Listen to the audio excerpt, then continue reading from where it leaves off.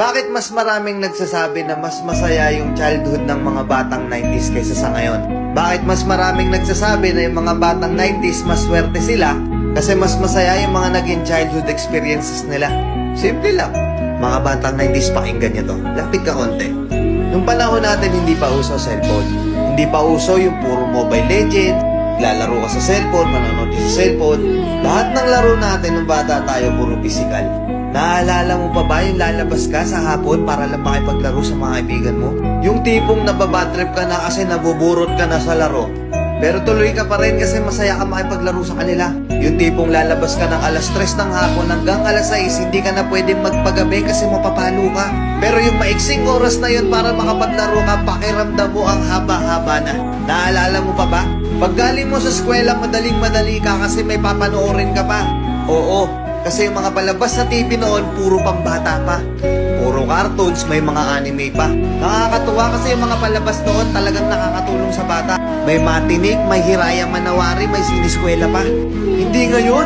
Putik na yan yung mga pinapanood ng mga bata, puro pag-ibig na, puro drama. Diba?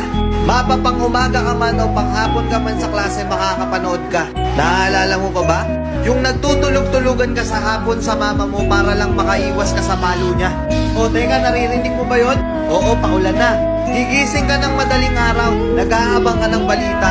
Gantong umuulan na, sana walang pasok. Yung tipong kahit hindi pa nag-a-announce sa balita, pag lumakas yung ulan ng ganyan, anak, huwag ka nang pumasok. Manood ka na lang sa TV ha. Makikipagtampisaw ka sa ulan kasama ibang mga bata. Nakakamiss yung mga panahong wala ka pang pinoproblema. Nakakamiss yung mga panahong wala ka pang responsibilidad at obligasyon. Nakakamiss yung mga panahon nung ikaw ay bata pa. Pero napapansin ko, bakit hindi ko na nakikita yung mga ganong klaseng bata? Sa tuwing lumalabas ako, napapansin ko napakatahimik na ng iskinita. Hapon na, oras na ng paglalaro nila. Pero bakit ganon wala ng mga bata? Nasa na sila? Napokus na sa kaka-cellphone. Hindi na lumalabas ng bahay. Mas minaigi na lang nilang mag-cellphone at manood ng mga bagay na wala namang kakwenta-kwenta. Kaya kung ako tatanungin, oo, masaya ako na naging parte ako ng batang 90s na to.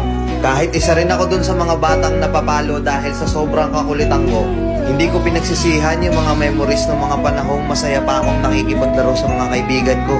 At alam kong ganun din kayo. Tatanungin ko kayo, mas masaya nga ba talaga yung mga panahong hindi pa sikat yung teknolohiya sa mundo?